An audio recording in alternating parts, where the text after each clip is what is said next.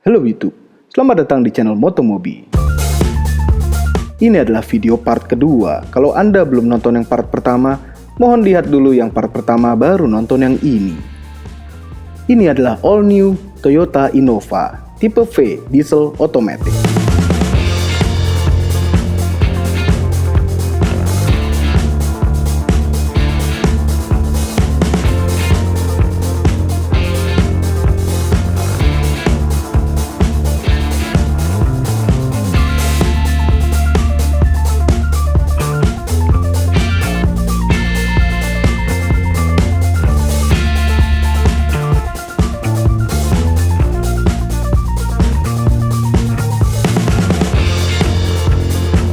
Kalau melihat siluet mobil ini dari samping, masih banyak kemiripan dengan Innova sebelumnya.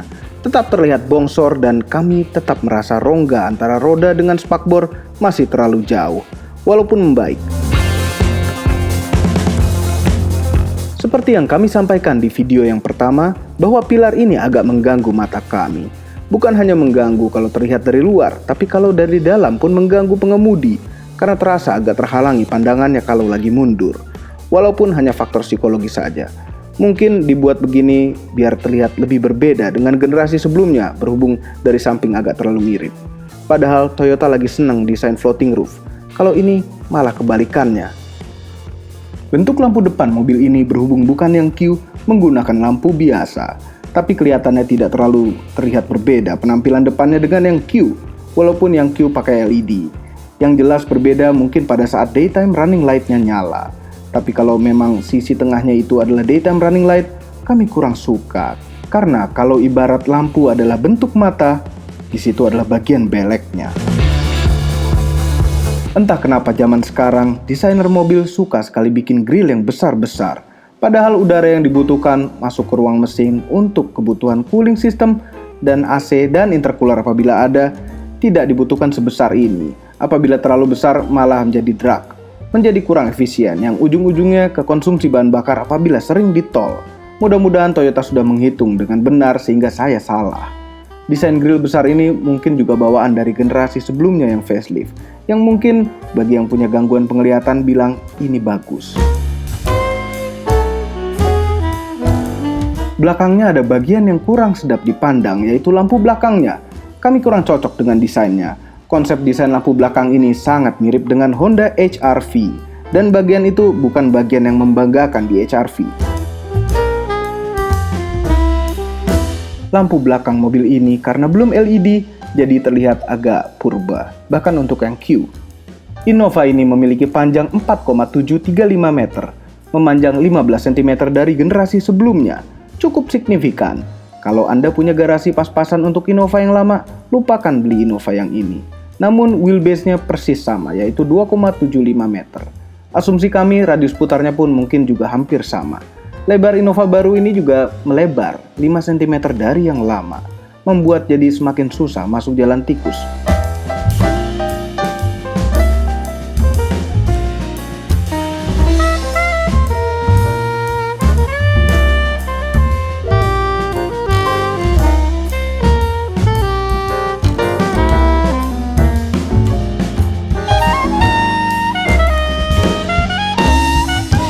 Teknologi suspensinya hampir sama dengan Innova sebelumnya.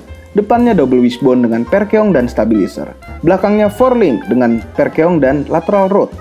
Masih dengan solid axle, tidak independen. Namun, menurut kesaksian yang sudah nyetir mobil ini, suspensinya jauh membaik dibanding Innova yang sebelumnya dari sisi kenyamanan. Remnya juga masih sama untuk belakangnya, rem tromol, untuk semua tipe. Namun semua tipe sudah dilengkapi dengan ABS dan EBD. Kami berterima kasih kepada merek mobil manapun yang memasang rem ABS sebagai fitur standar di semua tipenya, karena Anda peduli dengan keselamatan konsumen Anda. Sebelum kami membahas interior mobil ini, mohon hentikan sementara video dan tekan tombol jempol ke atas. Subscribe channel Motomobi apabila belum. Kami berterima kasih kepada subscriber Motomobi karena berkat Anda, kami terus semangat membuat video.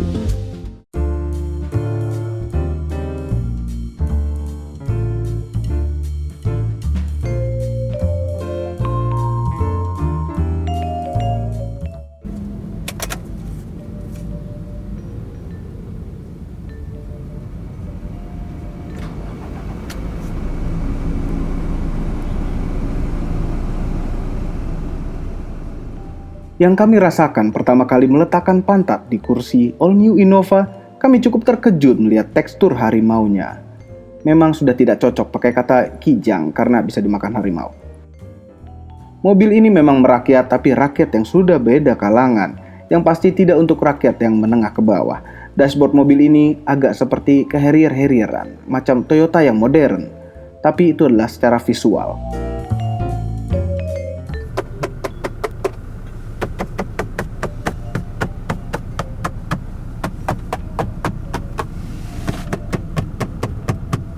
Ternyata materialnya plastik-plastik juga. Di door panelnya dan dashboard Innova ini belum mengenal yang empuk-empuk.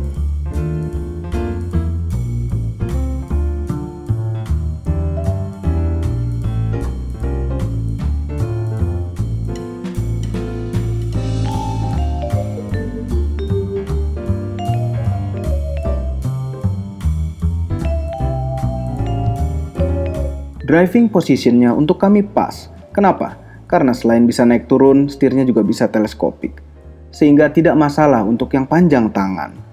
Joknya terasa banyak improvement dari Innova generasi sebelumnya. Lebih enak didudukin. Shifter otomatiknya terasa enak dipegang.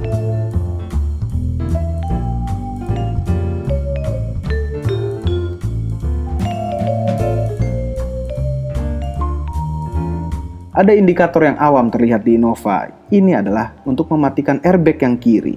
Merupakan fitur keselamatan karena airbag berbahaya untuk anak kecil dengan child seat. Head unitnya seperti halnya Toyota yang lain adalah sebenarnya sebuah Android dengan bisa mengontrol sambil melambai-lambai untuk yang Q, yang merupakan fungsi yang agak useless menurut pengakuan para pengguna. Kemudian pengontrolan AC-nya. Ini macam Alphard dan Velfire. AC belakangnya bisa dikontrol dari sini. Sayang belum dual zone, tapi tidak masalah. Dual zone agak kurang terpakai sama masyarakat kita. Dual zone atau quad zone berguna apabila masing-masing penduduk di dalam mobil punya selera masing-masing. Untuk suhu ruangan, untuk rakyat Indonesia tidak masalah karena suka berdemokrasi. Setirnya lumayan berbentuk menarik, dan untuk V, banyak pencet-pencetan sehingga jempol pengemudi tidak merasa bosan. Di tengah-tengah instrumen cluster ada layar LCD yang fungsinya sebagai berikut. Hampir-hampir sama-sama saja dengan saudara-saudara Toyota yang lain.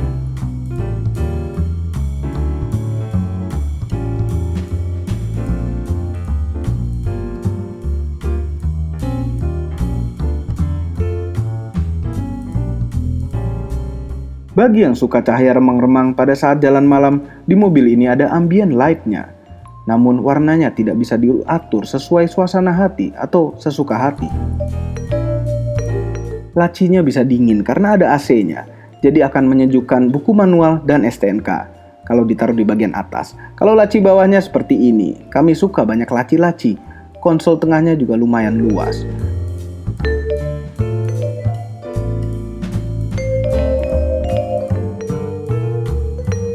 Tempat gelas cukup banyak sehingga bisa memperlambat perjalanan Anda keluar kota karena keseringan berhenti untuk ke toilet karena kebanyakan minum. Kemudian kami pindah ke row kedua.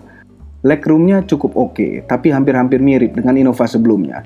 Ini adalah jarak dengkul ke jok depan di belakang posisi nyetir Om Mobi. Headroomnya masih sangat lega walaupun pakai helm. Di Innova V dan Q ada mejanya. Meja kecil ini pas-pasan untuk naruh iPad. Bagi yang tidak bisa lepas atau kecanduan game online, ini cocok untuk Anda.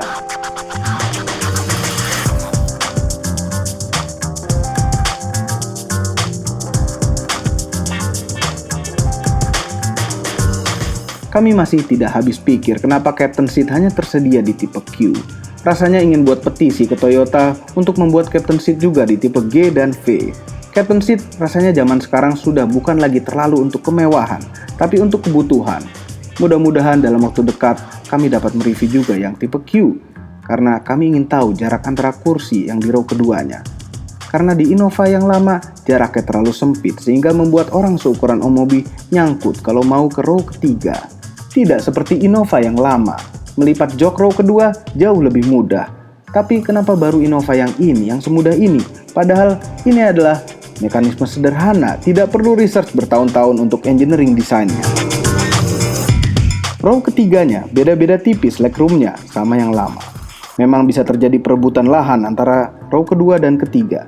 Namun walaupun row kedua dimajukan habis, masih menyisakan legroom untuk row kedua. Tapi jok row ketiga ini agak lebih besar dan lebih enak dibanding sebelumnya.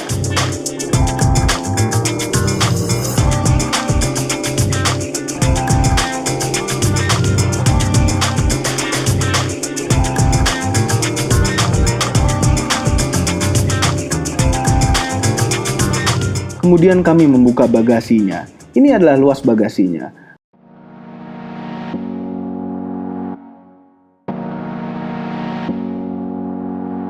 Melipat jok row ketiga sangat mirip caranya dengan Innova yang lama.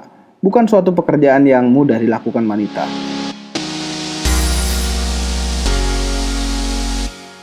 Kemudian dilanjutkan lagi melipat row kedua.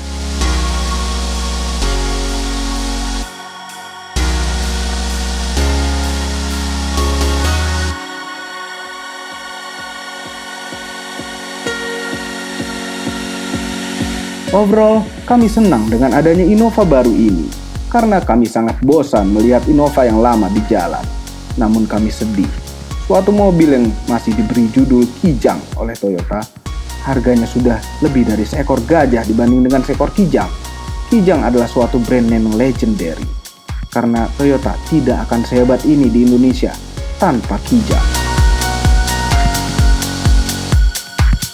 Semua ini adalah opini pribadi saya. Kami tidak dibayar oleh merek manapun, apalagi merek ini. Mohon share video ini di sosial media Anda. Jangan lupa subscribe channel Motomobi apabila belum. Terima kasih telah menonton.